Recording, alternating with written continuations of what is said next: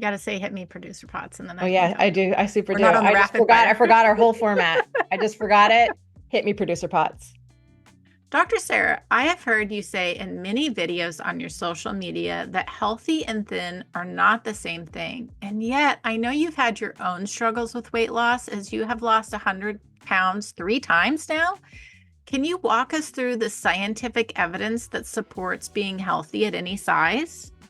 Absolutely. I think first I want to expand a little bit on my own personal experience.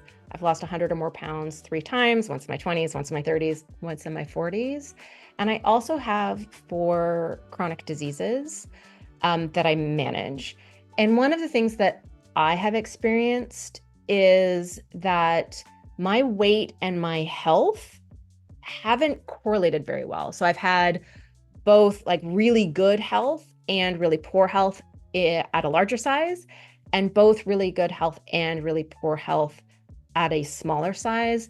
And that has really influenced not just how I approach my day-to-day choices, really focused on health and not on weight, but also how I communicate Nutrivore in a weight inclusive way, focused on health and not weight. And it's because the science aligns with my personal experience and shows me very unequivocally that weight is a very poor proxy for health.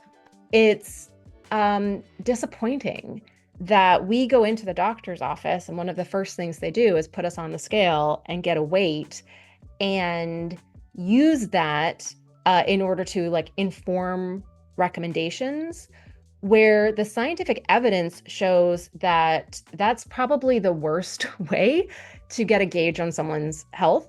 That weight and important things like metabolic health, like risk factors for cardiovascular disease, like blood pressure, don't align very well. And that those other things are more important for a doctor to measure than the weight on the scale. So I would love to kind of go through some of the like landmark studies that support the concept of health at any size, and really support separating in our minds the words thin and the words healthy. And they have different definitions. I feel like everyone understands that they have different definitions, but we have this like societal assumption that they go together, right? So both diet culture and societal beauty standards kind of teach us that if you are in a smaller body, if you are thin, you must be healthy. And if you're in a larger body, if you're overweight or obese, you must be unhealthy. And that's just not true. It's just factually incorrect. That is not what, huge scientific studies with huge sample sizes and really rigorous measurements, like really high quality data, show us. So going through some of those, like just the studies that have been done over the last 20 or 30 years that really open up our eyes to the fact that there's other things that we want to look at when we're gauging health and when we're setting health goals other than weight. So I think the first and probably most important study was done in 1999 that included 25,000 men at a range of BMIs, body mass index, and looked at cardiovascular disease, as well as all-cause mortality as a general indicator of health and longevity over a 10-year follow-up period. So the very surface way of looking at this data was to divide these men into normal weight, overweight, and obese. And when you just look at size and cardiovascular disease risk and mortality and all-cause mortality, you see that the risk of dying from cardiovascular disease or from any cause in the obese men was nearly double the normal weight men. But what this study did that was so important is they also striated these groups based on physical fitness. So now, compared to fit normal weight men, unfit, still normal weight men had a 2.2 times higher risk of all-cause mortality. Overweight, unfit men had a 2.5 times higher risk of all-cause mortality, and obese, unfit men had a 3.1 times higher risk of all-cause mortality. But physical fitness was incredibly protective at all sizes. So the fit overweight and fit obese men only had a 10% higher risk of all-cause mortality compared to the fit healthy men. Sarah, you just said something that made me go, light bulb. The activity that we're doing, the movement that we're doing, whether that be walking or doing like a hardcore workout in the gym, the activity itself is protective. Yes. Versus we think about doing that activity to lose the weight, to have the health benefits. So you're basically saying we can get the health benefits from moving, even if the number on the scale moves, which logically, when you think about it, that makes so much sense, but it's so ingrained in us to think about the end result versus, wow, okay, this is cool.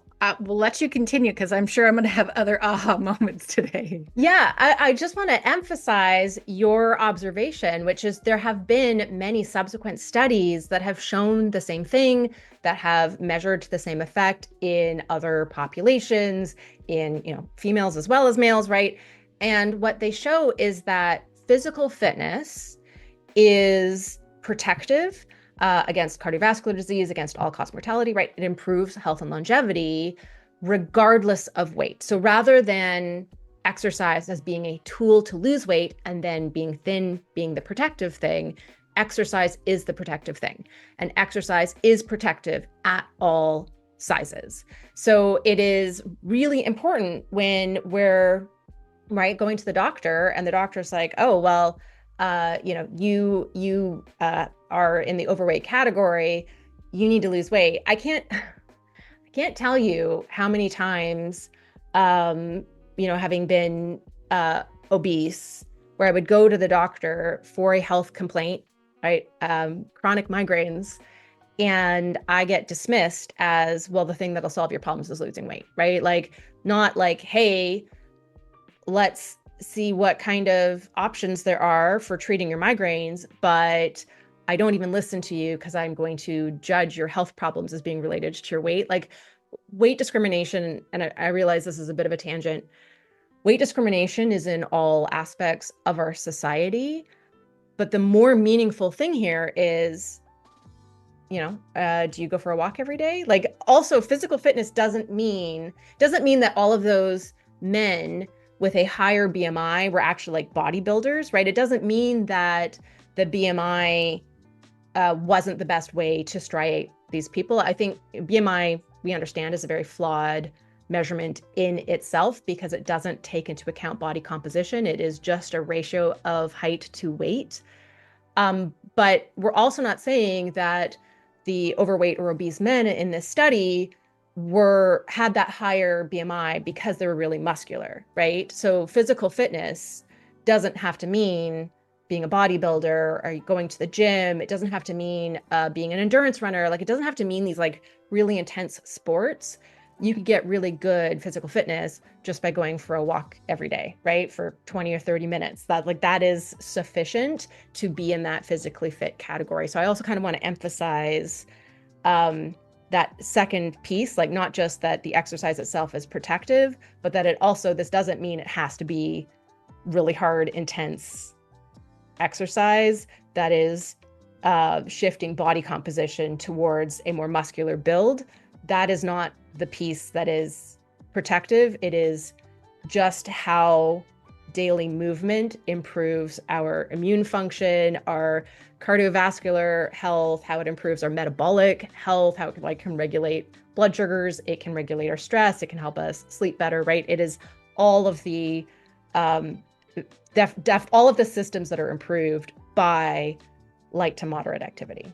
And it's like even just like doing household chores, like cleaning your house, that's a workout. Like, you're moving the whole day. So like, if you have an active job or if you are taking care of a household, if you do happen to get a walk, that's great. But also, if you're moving throughout the day, that can be protective in itself. It's not like you have to go do a workout, which I love that you pointed that out, because I think a lot of people, like myself included, when we set a goal to lose weight, we're like, all right, so I need to figure out a workout plan Yes. versus like, I just need to make sure. One thing that you taught me that I'll say is another great place to start if you're just getting started is, I remember you saying that if every hour or every 2 hours you just move 2 minutes, like Mhm. they showed, what you called them, exercise snacks. Can you, I'm sorry to derail you, but can you talk about that for just a quick second? Because I found that so interesting. Yeah, the science on exercise snacks is fascinating and probably worth its whole own video. But the end result of it is that every bit of movement counts. So if you're looking at insulin resistance or cholesterol or blood pressure, right? These things that can be really uh, like quickly reactive to changes in diet and lifestyle. So they're great ways to kind of measure whether or not something is benefiting our cardiometabolic health. Studies show that literally like going up a flight of stairs, you know, taking parking the farther away so that you're walking farther into the building, doing even a few seconds of exercise every a few times a day, right? Like, so there's studies where they've had people do like one bicep curl 3 times a day, and shown that that improves muscular strength. Or they have them, you know, go up one flight of stairs 4 times a day and show that that improves health. Or like sprint for a minute every couple of hours. So it's like 3, 4 times a day, and show that that improves cardiometabolic health. So we've got this like huge collection of studies showing really every little bit counts. And I think there's a lot of things that are active that we don't really think about as counting. So like gardening, you mentioned cleaning. Cleaning's a great one.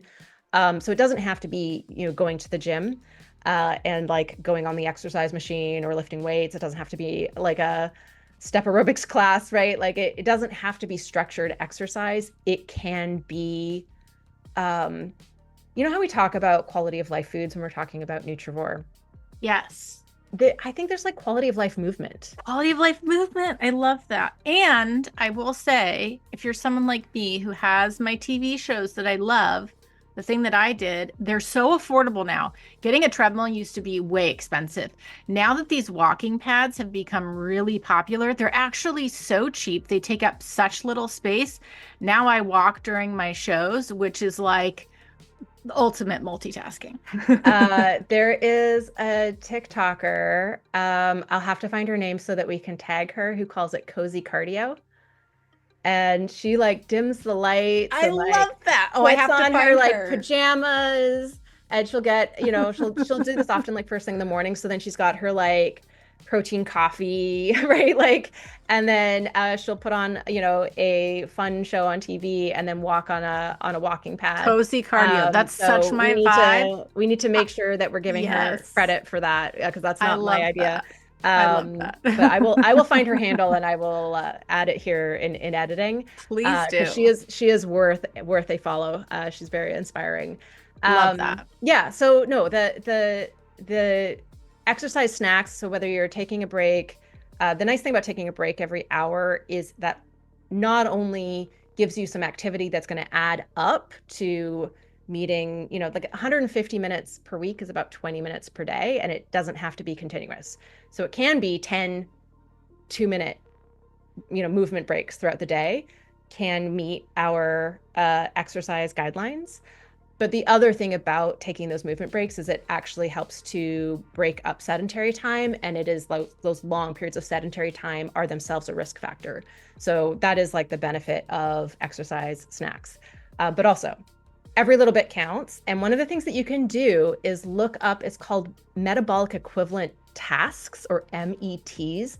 And there's lists of this online where you can see, you know, running is so many METs. I don't actually know what any of the numbers are. And then you'll see like hiking is a little bit below that. Hiking with a heavy backpack is like higher.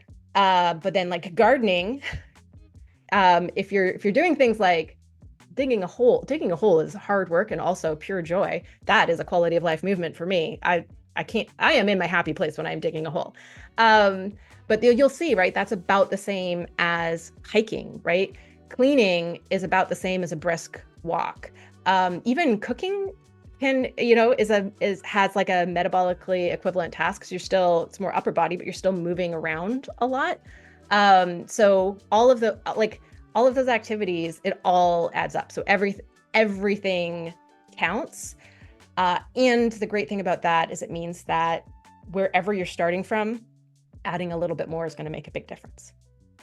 And just for everyone listening, you're probably thinking what I'm thinking is, okay, but what about calories in, calories out when it comes to weight loss? And I think maybe we should do another video on that. So if Sarah, if you're willing to, yeah, then we can do that, and I'll make sure that the videos make it into a playlist or something for everyone. But yeah, I think like that's a whole other place my brain is going, but I think that needs a whole other video. So I don't want to derail you more. Thank you for getting into that. But this video is half tangents already. Half tangents. Okay, I want to get back to the science behind health at any size. So we've just been talking about metabolic health and the importance that movement plays.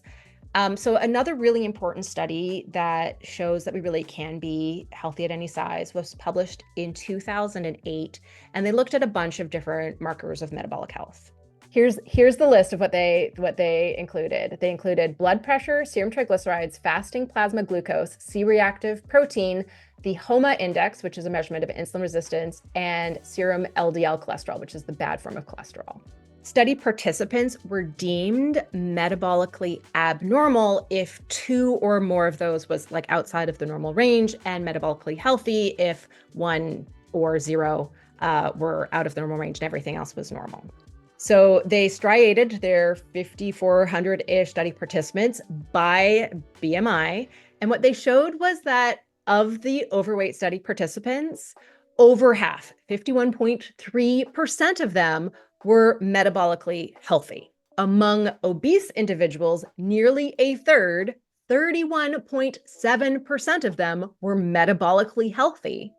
And that among normal weight individuals, nearly a quarter, 23.5% of them, were metabolically abnormal, had 2 or more of those metabolic risk factors outside of the normal range.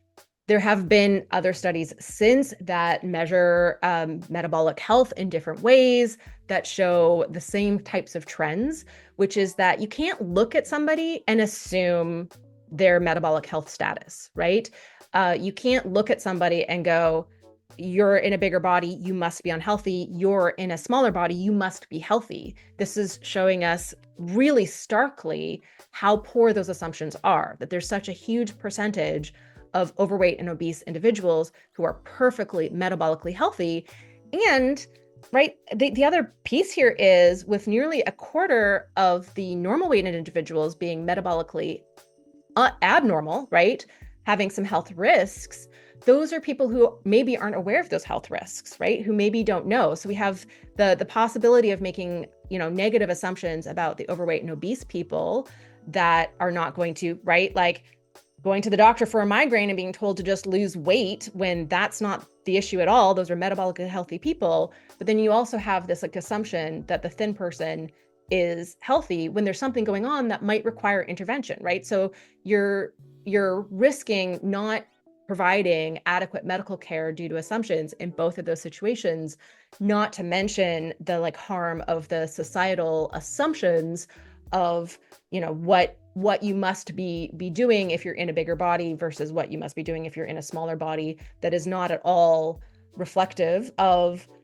your health or your metabolism or even what your day-to-day choices are. Wow, that is so incredibly fascinating. And it really just like you said, it makes the case for why we can be healthy at any size. Are there any other studies that you feel like are really important to highlight in this conversation? Yeah, I think there's also a collection of studies showing that what societal's beauty standards are is not very well aligned with what is healthiest. And I think that's probably a good place to sort of wrap up this conversation because I think diet culture often teaches us, right? You've got to set these like weight loss goals. You've got to have a number. Like you have to get down to insert number here, and that's like where you'll be healthy. But actually, what is sort of revered as a really beautiful body type is actually underweight. And there is also quite a large body of scientific evidence showing that being a little bit overweight is probably the healthiest, right? That there's protective factors of having a BMI in the overweight range. Probably the healthiest is the lower end of the overweight range. So a BMI of 25, 26, 27 is probably what is healthiest. But we have this collection of studies where when they've like properly accounted for things like smoking status, which can definitely influence, because it influences appetite, it can have an influence on where you fit in terms of BMI, that when you actually account for that properly, that you see that the lowest risk of all-cause mortality is in the overweight category, that what's called class 1 obesity, so that is a BMI between 30 and 35, that has the same level of like risk of all-cause mortality as normal weight, and that being underweight, which is a BMI lower than 18.5, has the highest risks of all-cause mortality. So just like in that sort of like wrapping our heads around how disjointed the assumptions are about someone's health based on their size. I think like all the other piece of that conversation is that the goals are probably not right? Like the weight-centered goals are not actually getting us to what would be optimal from a health perspective. And so I just feel like that's a little bit of like an extra piece that's really important. So just to like bring everything together to crystallize in my brain, because you just gave me a lot of information. So basically, the idea is to focus on the healthy habits, like eating and diet, being a Nutrivore, and moving, and all the other things that play into, those healthy lifestyle habits. Working on the habits for the habits themselves, because the habits themselves is what benefits our long-term health. And then for most of us, weight loss will be an outcome on the other end. Am I picking up that correctly? Yes. So bringing us all the way back to where we started, which is that weight can be a symptom of something else, right? A symptom of some, health-related behaviors being not health supportive. So when we focus on those health-related behaviors, getting more movement throughout our day, eating more, vegetables, eating a nutrient-dense Nutrivore diet, getting more sleep, managing stress, those are the things that are improving health. And it just so happens that those are also the things that for a lot of people will help their body normalize to a metabolically healthy size that may not be perfectly aligned with like what the goal weight is in our brain, because metabolically healthy might be a little bit bigger than what society tells you you like need to be. But in the end, right, this is protecting us from all kinds of long-term health risks, and it's extending our lifespan, and it's also improving our quality of life, because being in a body where going for a hike in the morning feels good and enjoyable improves our quality of life. So I refer to this as getting healthy to lose weight instead of losing weight to get healthy, with like that extra little caveat of maybe letting go of the goal numbers, and maybe having a goal that is more quality of life centered as opposed to number on the scale centered. And then like the last like theme here is to ditch the assumptions, right? To not judge ourselves based on the number of the scale, and to not let others judge us based on the number on the scale, and to certainly not make assumptions about other people based on their size.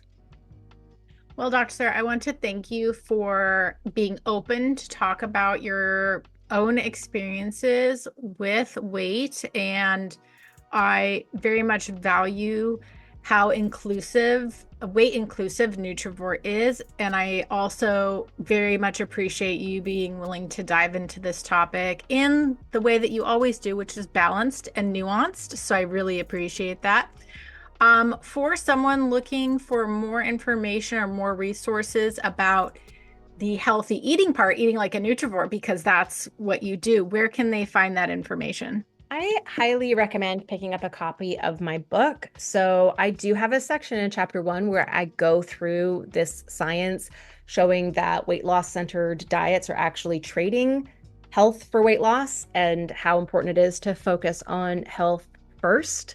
And there's actually an appendix in the back here with 17 tips for healthy and easily maintainable weight loss with Nutrivore. So this is a great resource, but also if weight loss is not a goal for you, the entire Nutrivore philosophy is health focused, not weight loss focused. You can apply it to a weight loss goal, but it is not the default mode. So the default mode is focusing on health, which is the part that gives us quality of life.